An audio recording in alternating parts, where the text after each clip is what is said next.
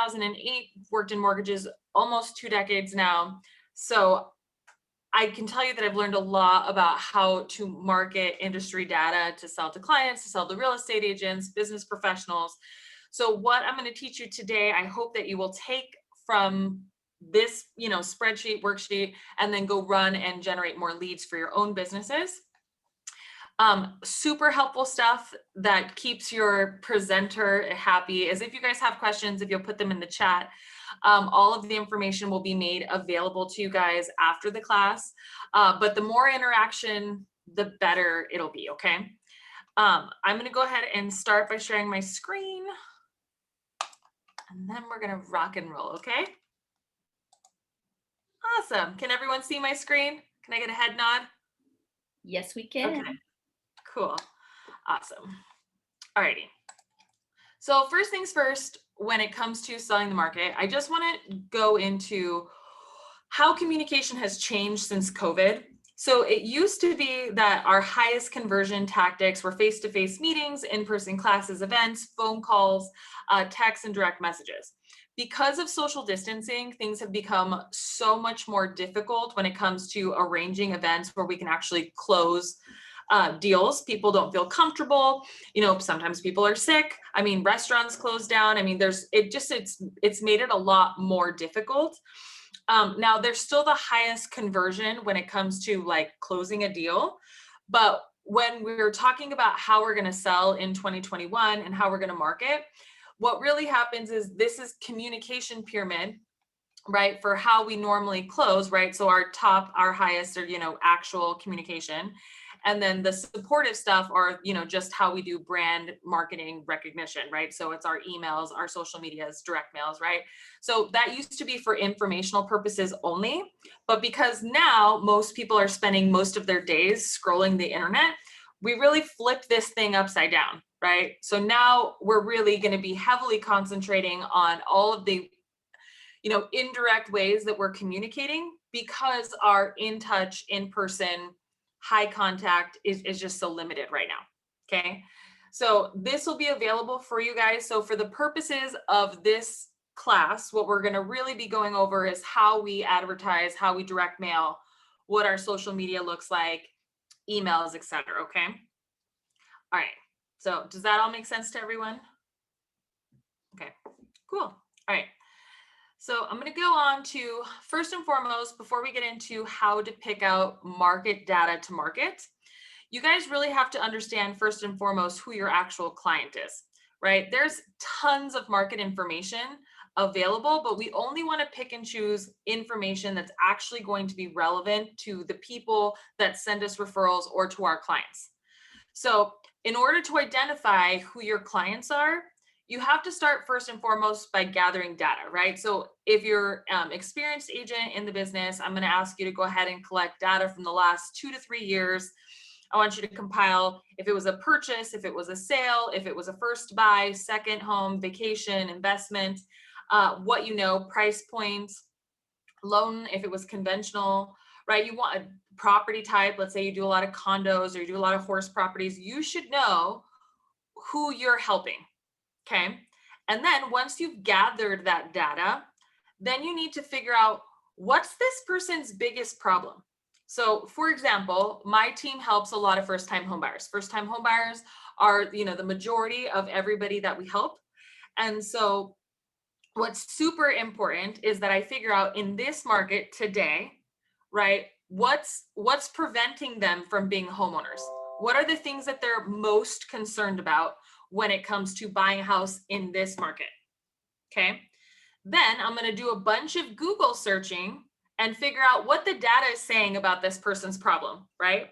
So like if you go on to first-time homebuyer fears, right, you'll see a variety of different people that are predicting housing market crashes or rising interest rates or the high percentage of people who can't pay their mortgage payments, right? And then you also see things like, first-time homebuyer assistance programs and, and so you will see the gambit, right, of what it is. And then your decision, right, as the expert, as the person who's going to market this information, is you have to interpret whether or not this data, this news, is it good or is it bad?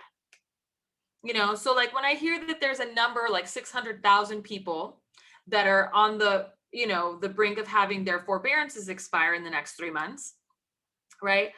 What I hear is, hey, we need inventory in the market, and there are going to be people who have made a lot of money through real estate that now can get out of debt and now can put their money towards getting out of debt, setting up a future housing plan, right? So I take that data and I'm like, hey, these forbearances are not bad because, right, X, Y, and Z. Now, somebody else might take that exact information. In fact, you can watch my video on YouTube and this girl named Christina Smallhorn, write her name down. She's somebody who does a lot of market video information. So we use the exact same information in our videos. Mine was positive, like, hey, this is what you do if you can't pay your mortgage payment, and all of this inventory is going to get eaten up by the high demand. Hers was, there is a perfect storm for a housing crash. Let me tell you, there's 600,000 people on forbearance. There's 1.9 million people who are delinquent. I mean, she went super negative with that same content. It doesn't matter which one you choose. It just matters that you choose something, right? Good or bad. You have to have an opinion. Write that down too. Now, after you've distinguished their problem, what the data is saying, you have to provide a solution. Okay, otherwise you're just a sensationalist, right? So like some of the things that, Gary Vaynerchuk does extremely well. So he has an opinion and then he has a method for how you can be successful. So in this place where people are so fearful of rising interest rates, they're so fearful of affordability, I'm giving them a pathway to, one, understand how much they can afford, and then two, what ways they can still be successful to get their monthly payments down. Okay. If you look at my social media, right, you will see that I've started posting, what you can do or what happens when interest rates go up and what you can do to get your interest rates to come down. Okay.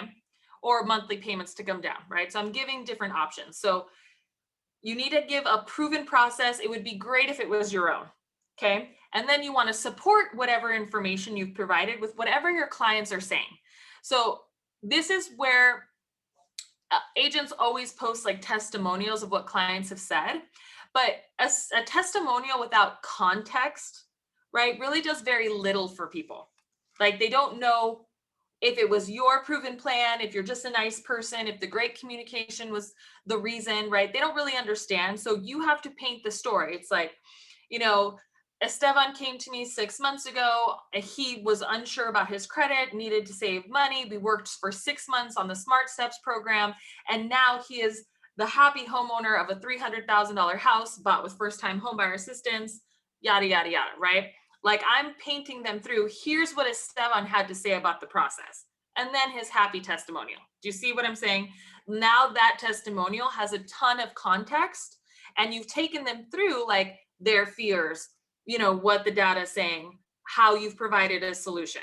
Okay. So just remember that this framework is literally how you're going to build all of your marketing campaigns. Okay. Does anyone have any questions on that? We good to go on? Okay. All right. So again, like I said, you're going to gather borrower information, loan amount, down payment, occupancy, property type, repeat client, etc. Again, apply the majority rule. Okay, remember what information will help the consumer. If your posts or your videos or your anything doesn't talk about why this matters to them, like if you're just regurgitating what you heard from the Cromford report or regurgitating whatever you read on CNBC, if they don't understand why it helps them, rewrite it. And then make sure that you have value, right, that people can walk away with, like either tangible, right, something that they can forward or something that they can pass out. Okay, you want your proven process. Okay. All right, so again, example, my client is first-time home buyers, right? My marketing is towards first-time home buyers, but I share it with real estate agents because they also deal with first-time home buyers. Okay, so just remember, you have multiple clients with all of your marketing approaches. All right, cool. All right, so again, I want to just start with framework step number 1, right? So I've given you the framework. Now let's really dig in, okay? So again, when I said that first-time home buyers were my people, right? These are all the ones that I could figure out from just a quick Google search that were coming up, right? So lack of inventory is hard for first-time home buyers. I think first-time home buyers amongst everyone are the most probably in jeopardy group, primarily because they can't compete with cash buyers. They can't really compete with people waiving their appraisal contingencies. They, are using FHA loans, sometimes down payment assistance. They're the ones that needed closing costs, right? So all of these things are the things I have to address if this is my market. Okay. So lack of inventory is one. Then they're also uncertain, right? I mean, it is scary when you hear that how many people are out of work, or every time a jobs report comes out and they're like, God, it wasn't as good as we thought. Or, they're seeing record days in the stock market, it's like, and they don't, and there's no real economic news. Like yesterday was one of those days where like all of a sudden the bond market crashed, but there was no reason. Like nothing came out yesterday. Nothing happened yesterday. Like there's no reason for it to crash, so it's a lot of economic uncertainty. They also don't understand the process. That's a fairly general one that'll work in every place. Getting priced out, affordability is actually a really huge thing right now. A lot of municipalities are actually talking about affordable housing projects, right? Because now we're kind of on that cusp of, is Phoenix still affordable or not? So if the average person makes 62,000, the average home price is 330, it's difficult for a one person household who makes income, right, to qualify for that. So you have to think about that. And then also just getting your offer accepted. So those were all the things that like just I went through, and I'm like, first time home buyer problems. That was my Google search. Okay. And then it'll show you a list of like what the things are, like what other people search. So I'll start normally with my client's problem, and then I'll kind of go from there, like based upon like what I see the trending topics are. So for instance, I did first time homebuyer problems like a week ago, and the number one thing that came up was interest rates. Like it was the number one thing. And so when you go there, you look up top stories. So it'll tell you where top stories are, and you can know if it's a trending topic depending on how many come up there. So you see it's 8 hours, 8 hours, 8 hours, 7 hours, and then there's more, right? So within 24 hours, right, we've seen a lot of news articles. It tells you it's a trending hot topic. Then you also can see people have, in addition to searching for this, they're also asking these questions. Okay. Now, whenever I am making content, like if I'm going to do a YouTube video or I'm going to do a social media post, this is a hack. I typically use one of these people also ask phrases as the first sentence in my post. It's just an easy thing. Like, what are 30-year rates now? Like people would stop and be like, what are 30-year rates are now? Will mortgage rates go down? So just know that like that's an easy hack. This is also how people search the internet. So if you're going to use a platform like YouTube, or you're going to use a platform like LinkedIn, just know that you want to do it based on how people actually search for topics. So your title should be a question, your title should be a statement. Okay. Like if it's too technical, people don't Google search like that. Okay, so researching information. So this is actually where I find my information. So CoreLogic is one, and they have a lot of free information online. CNBC is another really great resource. They have tons of video content. So a lot of times, like I'll just listen to it and then interpret it and then look for news articles. Freddie Mac and Fannie Mae both have excellent blogs, like excellent blogs, and they're directed at the consumer.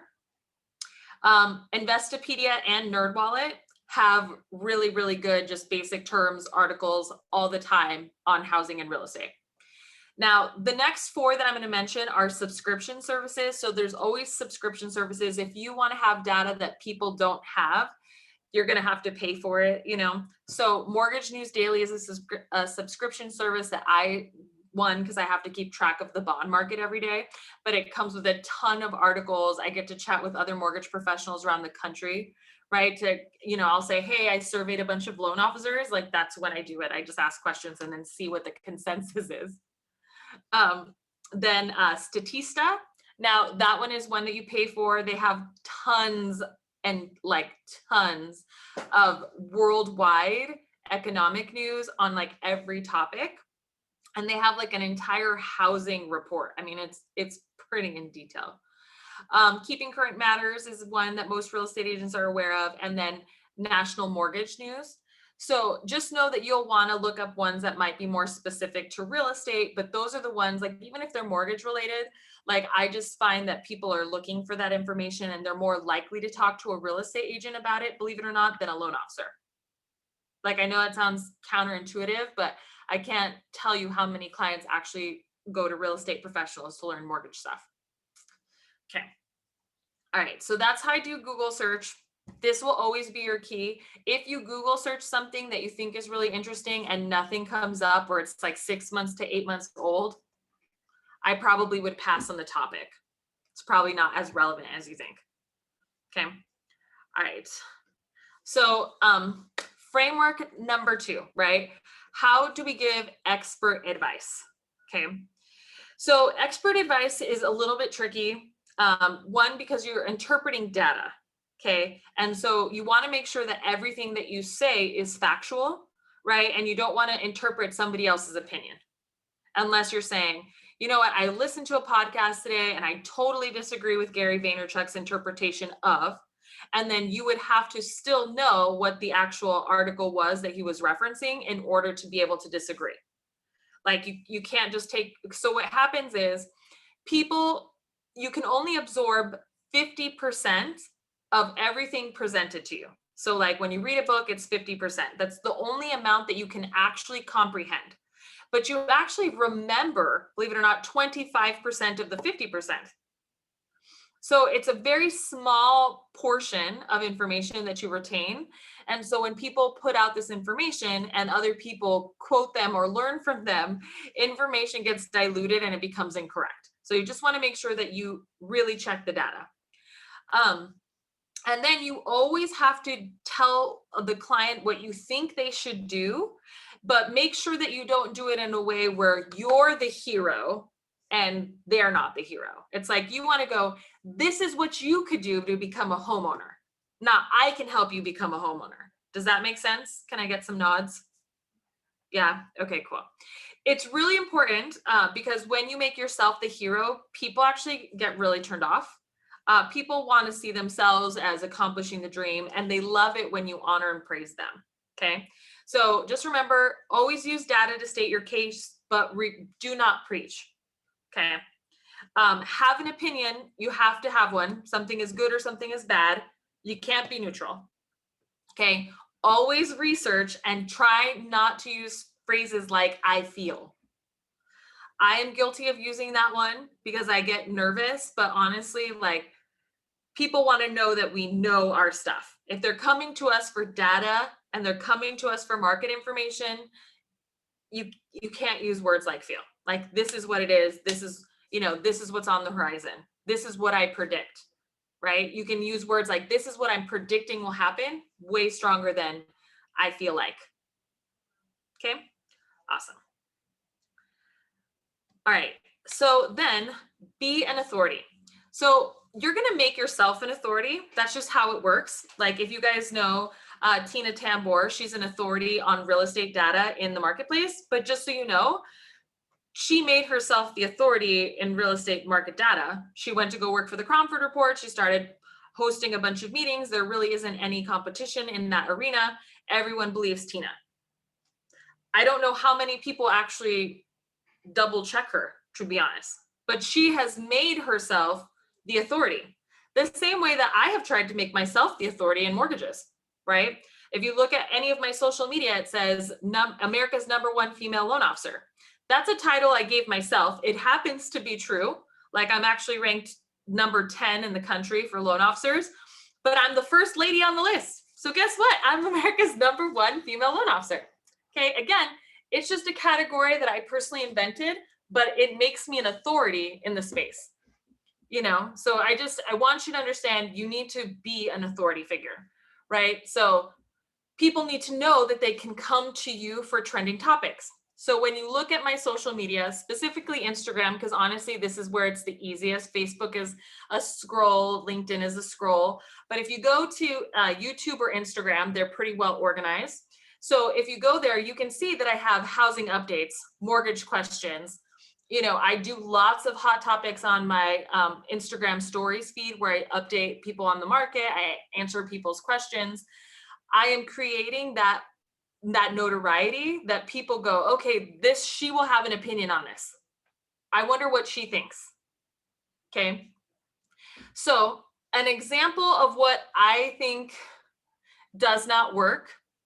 I've seen, I can't even tell you how many agents post something like, there's 3,000 houses on the market. It's incredibly low inventory. And your client has no reference point for that. Just so you know, like a regular consumer is looking for one house. So one house in 3,000 houses sounds like a lot of houses. It does.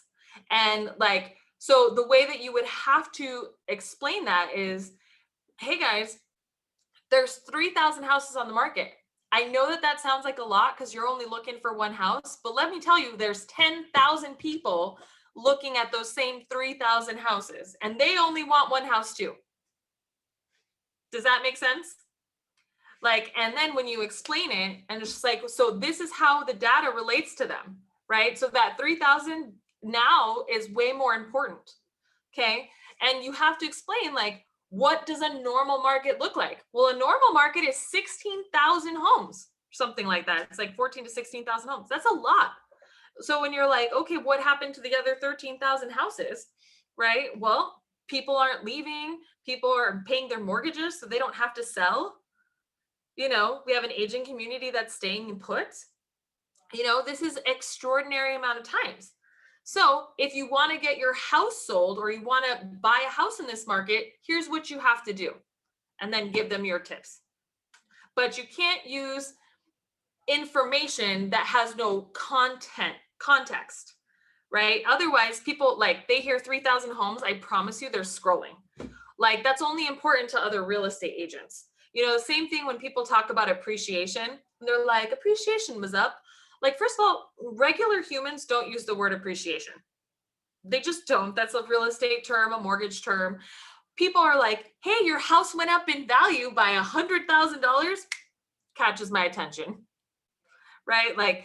And so you just have to know is that you have to be able to take whatever your client's number one problem is, find data, and then give them context to it, right? So again, this is how you use that. You will want to use stories to help you with this.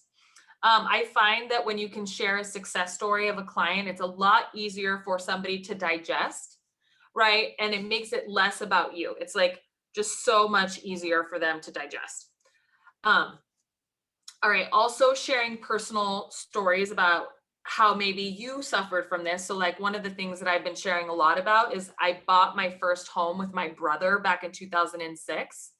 And it was a time when I panicked because housing prices were going up so high. And my real estate agent at the time told me that I wasn't going to be able to afford a house.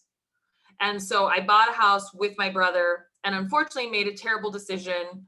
And I almost lost that house, right? So now I'm sharing this information, right, with a story, and I'm going to back it up with data, right? So now I'm explaining to people why they should sell their houses.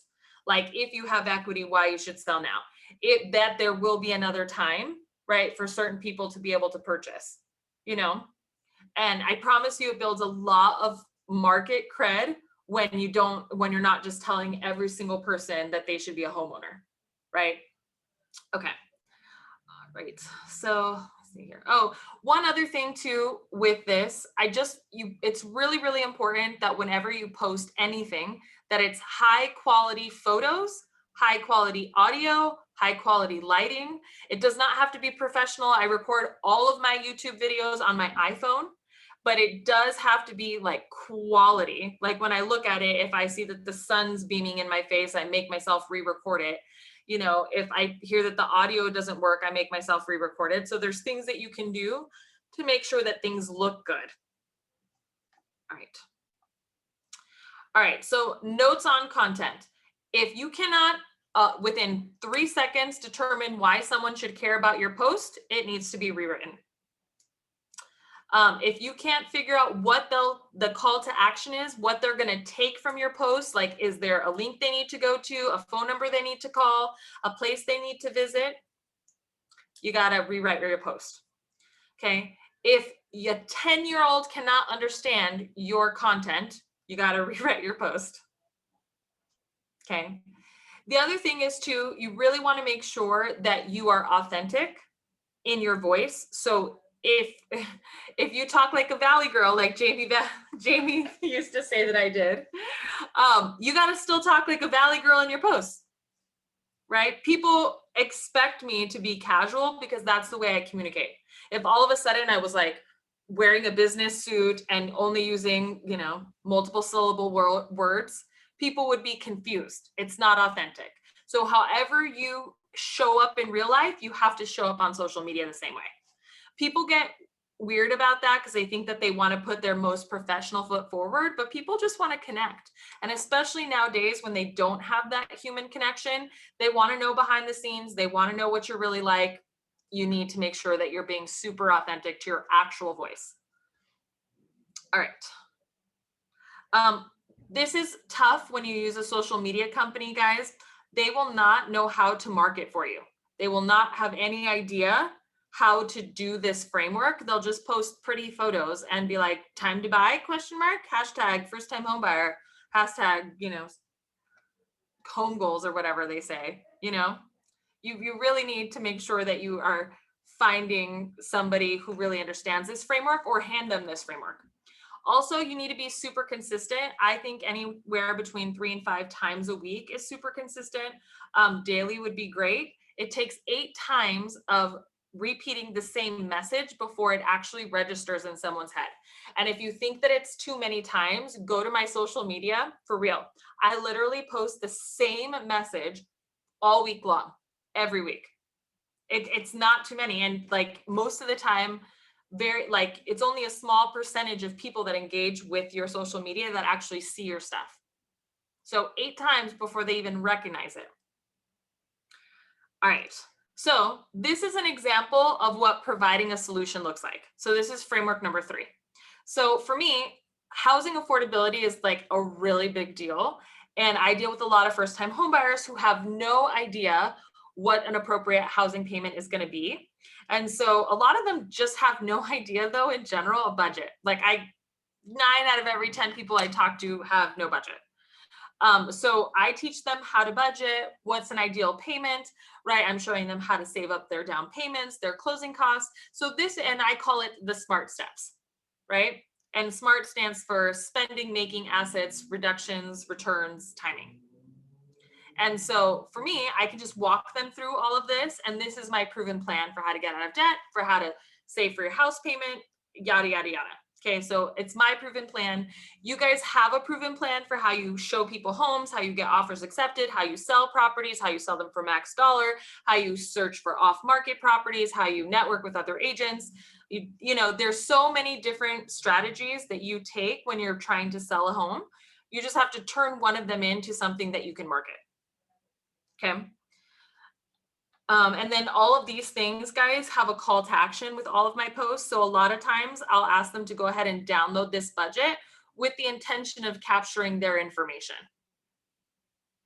So like I talk a lot about affordability. I'm like, if you're curious to see what you can afford in this market, go ahead and download our smart budget. And it like works perfect. Okay. All right, so let's see. And then this is what it looks like when you are supporting your stories with testimonials, okay? So I try to only share testimonials that really talk about something that made a big difference in somebody's home search. It's hard without painting the picture first to really have people understand what it is that you do. Because most of the time people talk about us in ways that there is no opposite. So there's a really good book called The 22 Immutable Laws of Marketing. And one of the things is you can never market things that there's no opposite of. So when people just post their testimonials without any context, that's what that is. Because nobody is going to market that they have horrible communication, and clients aren't going to go in detail enough to describe how your communication differs from somebody else's. Okay. So I will take captions of what people have posted, and then I will tell their story beforehand, and I will use what their market situation was and how they overcame, and this is what they said. Okay, so think of like carousel post. I might do a video before I post it, but just know that testimonials are difficult without you framing the context for everybody else. Okay, and even mine, like we went through like all of them, trying to find really, really good ones. And these were the 3 best that described something different that we did above and beyond. But even then, like I couldn't just post these by themselves. Okay, so I'm gonna let you guys look at that real sec. Okay, perfect. Okay, so here is my social media strategy for how often I think you guys should be attacking your database. So 3 to 5 social media posts, right, using the framework. And these are just business posts. So whatever you post on your own about your children, your cooking, your tennis, whatever, those are all in addition. So those don't count towards the 3 to 5. How I always do it is I record a video, I post it on YouTube. I write a market email that goes out to my referral partners and my clients. I post that email now on a site called Medium that we just started. And then I take from that video a snippet of what I think my best quote was, right? We make it a quote tile, then we talk about our process. Then I take an actual snippet of the actual video, we post a video clip. Then I take a framework for like something people can download, like a payment chart or a break-even calculation, right? And then I'll probably end up doing some kind of summary in my stories about what the market is doing. But I basically take one piece of social media and just spread it across. If you try to come up with different topics every single day, I promise you, you're going to get so burnt out. Like just take one, remember the rule of 8, and then just do that, okay? So 3 to 5 social media posts. Like I said, again, I direct email to clients. I direct email to referral partners. If you go on my YouTube channel, I've now been doing this for 2 years. You can see it. And then at one point in time, I had a podcast. I did it religiously, and then coronavirus hit, and then I didn't do it religiously. So you can also have a podcast using the same information. Just FYI. Okay. So this is really hard to read, but this is what my newsletter looks like. And this actually goes to clients and agents. It doesn't always go to clients because sometimes I'm talking about how to market to clients, and that would, be inappropriate, I think. But this one was the one I actually sent to clients and to real estate agents. And basically it just talks about what's going on in the market, what the experts have said, the difference that interest rates make in monthly payments, all the way from 2.75 to 3.75, right? And then I basically just say, like, now's the time to, shit or get off the pot, or you're going to have to wait for the future. And then I get the call to action is to call my team. Okay. So when you send things out like this, so my email newsletter gets in the high 30% of openings and reading, which I know doesn't sound like a lot when you're comparing it to like 100%, but it's really high for email opens. And we have about like 3,000 to 4,000 people on this list with just real estate agents, and like 12,000 people when it comes to clients. So when you think of that many people opening it, it's actually a lot. So just know that's why you do it. I always try to have a super weird subject line in my market emails, right? So like this next one, I was thinking of doing like bond beatdown, like just something really weird that people would, open.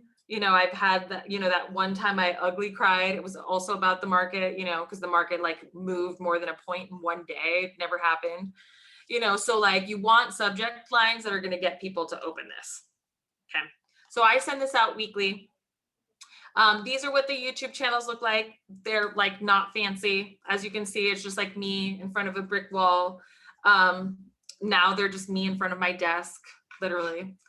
Let's see here. And then that's a podcast, super easy to do too. Like literally you could just, like all of this stuff is so easy to do and fun stuff. There's like a million YouTube tutorials to show you how to do it. You do not need to hire any professionals on this stuff. You can literally do it yourself. Okay. But in general, you want to have the same general theme, right? So like I always talk to first-time homebuyers. I always talk about mortgage programs. I always talk about interest rates. Like these are the three things that you can count on me to talk about, right? Like I'm never, like I don't really talk a whole lot about things that aren't that. Like I probably won't talk about Bitcoin, or I won't talk about what's happening with Tesla, or I won't talk about lots of things. Like if you come to my page, you're going to see lots of mortgage stuff. You're going to see lots of advice for first-time homebuyers. And you will also see consistency in terms of brand and theme, right? So everything kind of looks the same, right? Use the same colors, the same fonts, the same everything. Even in my podcast stuff, like when you look at it, right? Again, I'm talking about market, I'm talking about interest rates, I'm talking about what things that real estate agents should be aware of. Okay, I have really like tuned in on what information is relevant. All right, so that's what I've got for like presenting this to you. I wanted to take just the last minutes of the class and just talk to you about some things that I actually think are really, really helpful for marketing in terms of market data right now. Okay. So first and foremost, the interest rate topic is the hottest thing ever. I don't care how many people are talking about it, and I don't care how many times you see people posting it. There's not enough people posting it other than major news outlets.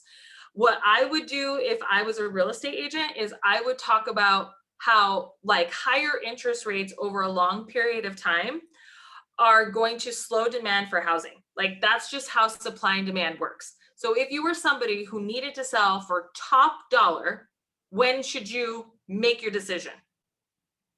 Now, right? And then what I would do is I would look up historical data, right? I would look up historical data on what it looked like the last time that this happened, right? And you can look up, it was like end of 2018, 2019 is when the real estate interest rates bumped up, and then the market slowed significantly. In fact, in 2020, they said it was going to be a stable market. Remember, it was like 3 to 5%, and everyone thought it would go backwards, right? So just remember, you have to remind them with historical information what happens if they miss this opportunity.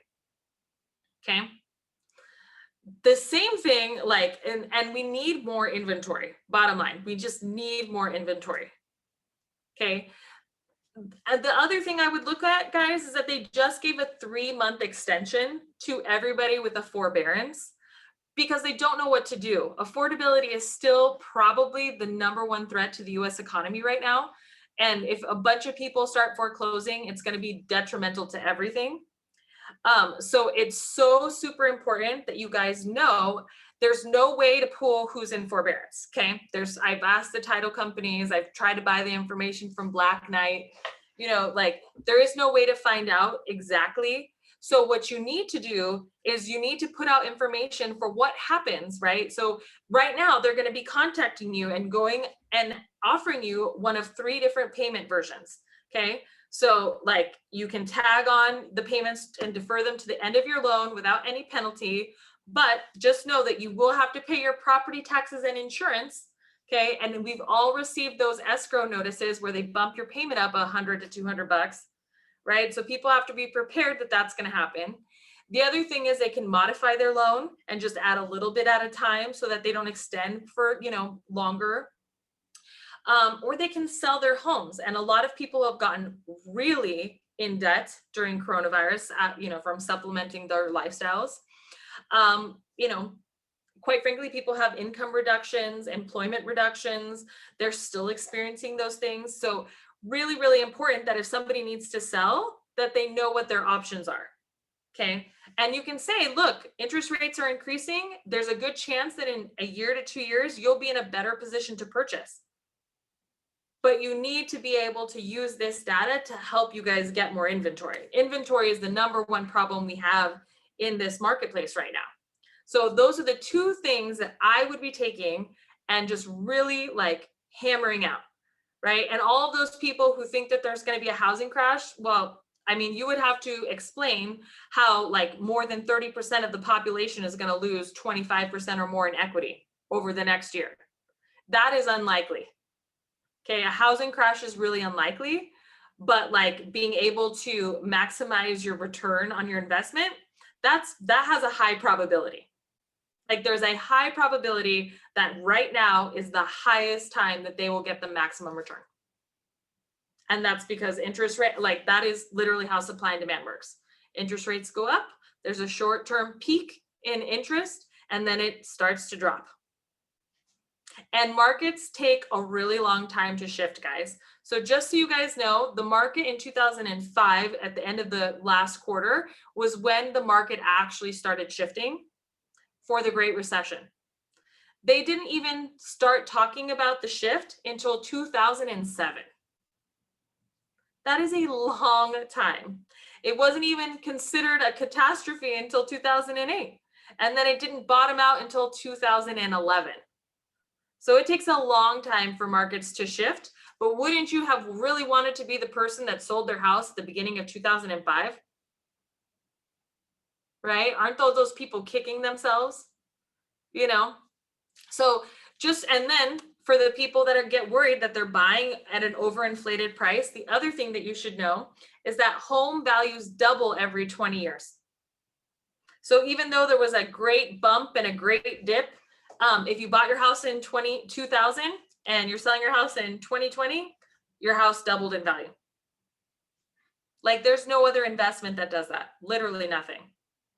And so knowing the data is super important, but then knowing how you're going to relay this information to people is also super important. All right, so I know that there was a comment from Chris who said that I had some great interest rates and graphics. I have some good interest rate graphics that I can share with you guys if you're interested. I can email them out to the class afterwards. Do you guys have any questions on like, we can run through like specific how you would market something? You might not. This is like the weirdest format to get like engagement of any kind. Let's see. Okay. Well, if you want me to check out your social media, if you want me to help you, just go ahead and shoot me a DM and send me the information. I'd be happy to walk you through the framework. It'll take a couple of times. Jen, can I have you unmute yourself for a sec? Okay, so Jen is somebody that I'm currently teaching how to do social media right now. How long have you been working on the framework? 2 months. So it takes a while before you'll get to it.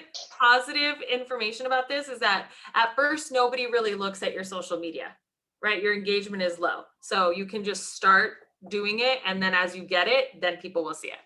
Okay, so Nadia asked if someone needs to do a modification, who would they be referred to? So if somebody needs to do a modification, they have to call their current servicer, and the servicer's loss mitigation department will help them with a loan modification. So loss mitigation. So Shelly, so her answer or her question is, I think the hardest part as a new agent is coming up with content 3 to 5 times a week. Actually, I think you have probably the best perspective. So every time you learn something about real estate or a contract, it should be like, did you know? And this is how it impacts you, right? Like, you know, like, or what you didn't know about the buying process, or what you learned about home loans, or what questions do people have, you know, from a consumer perspective. You will only have this perspective for like this year. So every question you have, Google it and then see what other people are asking. I promise you, you can make an entire YouTube series on what you learn. In fact, Google Monica Church. So she was a YouTuber, now real estate agent. She literally bought her home, you know, documented the whole process, is learning to become a real estate agent and talking about it all the time. And I think she's done an excellent job.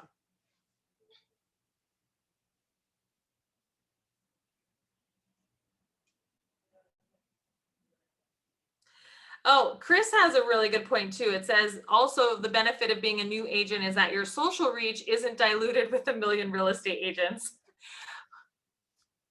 So there is that. And that's also something, guys, to keep into perspective. So a lot of people are like, God, well, everyone's posting that. And it's like, well, yeah, all of your friends are real estate agents. Of course, they're all posting it. You know, the people who aren't in real estate are like, ooh, that's really interesting. So what do I think will happen to the market once the forbearance is lifted? Truthfully, I think we need a lot of inventory to come to the market. And the way that forbearances are right now is that they're going to come in like waves. So one thing to note about our current market too, it's not that we're only getting fewer properties on the market. It's that days on market have also shortened by 50%. So like, you know, we might get 9,000 listings, but they're going to get eaten up by that, like that. And so what you want to do is, or what I think will happen with forbearances is that like they're going to be a certain percentage of people are going to sell their homes or go into foreclosure, and then we're going to have a wave of people buying them up. But I do think that like, honestly, if interest rates continue to go up, if they go up 1% plus all the forbearances, I think that we could maybe see a buyer's market, you know, maybe second quarter of 2022. Let's see. How do I measure success on social media? Let me see if I can pull up my Instagram account. I'm going to show you a behind the scenes thing. So, and actually, Jen, that was a really, really great question. So with social media, the way that you can tell if you're actually getting somewhere is how many people save or send your message to somebody else. So you'll need to make sure that your account is either a creator account or a business account. And I'm going to show you what it looks like behind the scenes here on mine, if I can ever get to it. Okay, so let's share screen. All right, so this is my grid. So this was the post that I did yesterday. Okay, and let's see, does it show insights?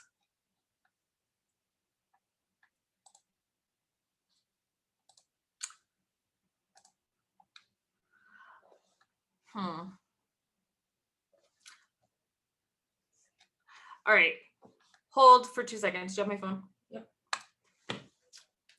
I'm gonna be super ghetto. I don't know how to do this on the computer, so I'm gonna show you on my phone.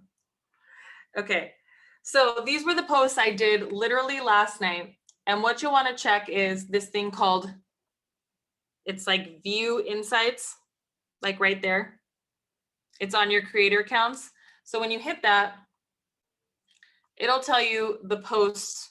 So I got 116 likes on it, but only 7 people sent it, 8 people downloaded it. That's like, okay. But also like the quote itself, it was strong, but not like dynamic enough to be like, I gotta save that quote, okay? Now this one had 83 likes, so not as many likes. But interesting enough, it was sent to, I'm trying to, well, this is what they look like. These are the things you want to measure, like these ones. But it was sent to 15 people, and then 12 people saved it. 3 people followed me, and then 1,100 people saw it that were not following my account. So Instagram has already picked up that this is a post that they want to send out to more people, and it hasn't even been up for 24 hours yet. Okay, so like, just so that you know how it'll end up working is that the more people that save and send it, you want to get double digits in all of those categories. So like everyone, so like our egos want the likes and they want the comments, but what really matters is how many people are saving it and sending it. If they think that it's savable or sendable, it's because it really brought value to them. And honestly, like it's, you know, and I learned that from a social media mastermind group from people who do online sales. And once I learned that, like, that's how you know you have a really good, strong marketing message. Now, one thing that I will tell you that I did not do yesterday that I also think kind of impacted the results is that the grid, you don't really get that much traction to that. So if you want to send people to your grid, you actually have to do a story beforehand, where you're talking about the thing you're posting about. So like today, I'm probably going to talk about the big mortgage beatdown, what the heck's going on with bonds and how nuts it is. And I'm going to talk about how like nothing happened. It's just so crazy. It's another whirlwind year. And then I'm going to talk about these things. And I'll probably again share the one, should I buy points down, right, with people so that they can just see what the difference is. And again, like if you go to that one, you'll see that it has like, I gave a breakdown formula that people could download, and I gave the difference between mortgage interest rates. And I've already sent that out, guys, in an email, posted it on Facebook. I'm just repurposing the same content over and over again. Okay, let's see. Cool. Okay. Well, awesome, guys. This is more questions than I anticipated, which made me happy. So thank you, guys. I really appreciate it. Like I said, again, if you guys do have questions or you want me to review your stuff, let me know. If you guys want to be signed up for the market email that I send out on a weekly basis, go ahead and you can post your email below right now, but Kelly knocks it out like the second that She'll send it to us. Okay, perfect. So you can post them in below. And then also you can follow all of my social media for more market highlights, more mortgage highlights, any first-time homebuyer tips, if that's also your clientele. So awesome, guys. Well, I appreciate you. If there's anything I can do for you, you just let me know. And remember, I'm not a public speaker. I'm a loan officer hungry for your loans. So don't forget to leave me alone, okay?